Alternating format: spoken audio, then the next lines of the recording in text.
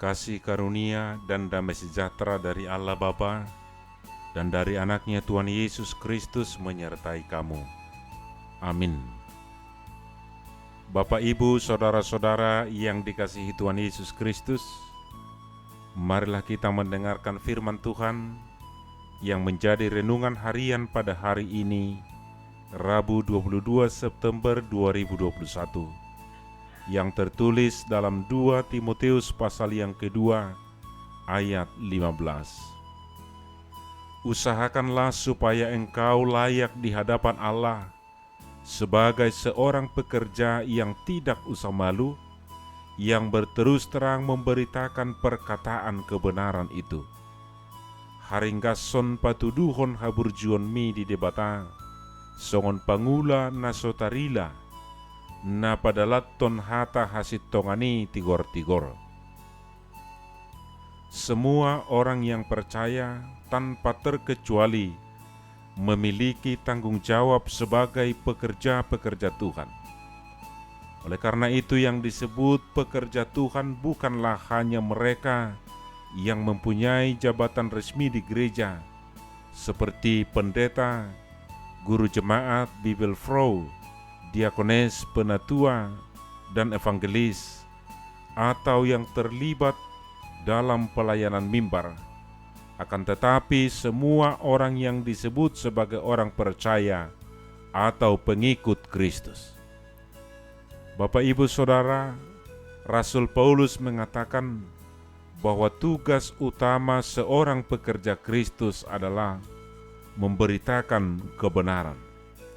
Maka adalah mutlak bagi seorang pekerja Tuhan untuk memiliki sifat yang ilahi, yaitu hidup yang mencerminkan Kristus. Barang siapa mengatakan bahwa ia ada di dalam Dia, ia wajib hidup sama seperti Kristus telah hidup. Rasul Paulus meminta kepada Timotius untuk memperingatkan semua orang percaya.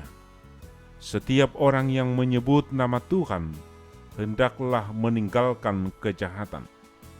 Tetapi banyak dijumpai orang Kristen yang justru bukan menjadi teladan, tetapi sebaliknya malah menjadi batu sandungan bagi orang lain, bagi orang-orang yang ada di sekitarnya, di mana sering terjadi pertengkaran, di mana sering terjadi perselisihan di antara yang disebut sebagai pengikut Kristus, saling menjatuhkan satu sama lain di antara jemaat, dan mungkin bisa terjadi dalam satu lingkup gereja. Dan yang lebih menyedihkan lagi, terjadinya persaingan yang tidak sehat antara denominasi gereja, sehingga gereja menjadi terpecah-pecah atau membentuk kelompok atau kubu-kubu. Bapak, Ibu, Saudara, Rasul Paulus mengingatkan bahwa seorang pekerja Tuhan harus mampu mengekang lidahnya agar jangan mereka bersilat kata, karena hal itu sama sekali tidak berguna, malah mengacaukan orang yang mendengarnya. Maka hindarilah omongan yang kosong dan yang tak suci, karena itu hanya menambah kefasikan. Kalau hidup kita sendiri tidak mampu menjadi kesaksian yang baik, bagaimana kita bisa memberitakan kebenaran itu dan memberitakan kebenaran kepada orang lain? Oleh karena itu, jadilah pekerja yang layak di hadapan Allah. Jadilah pekerja yang tidak pernah merasa malu, dan jadilah pekerja yang selalu berterus terang menyampaikan kebenaran firman Tuhan.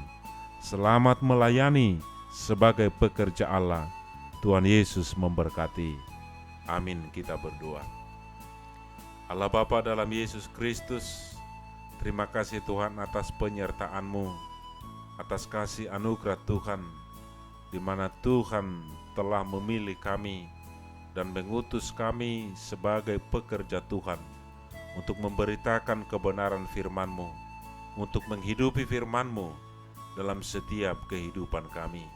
Mampukan kami Tuhan, supaya kami mampu menjadi murid-murid-Mu yang Engkau utus di tengah-tengah dunia ini.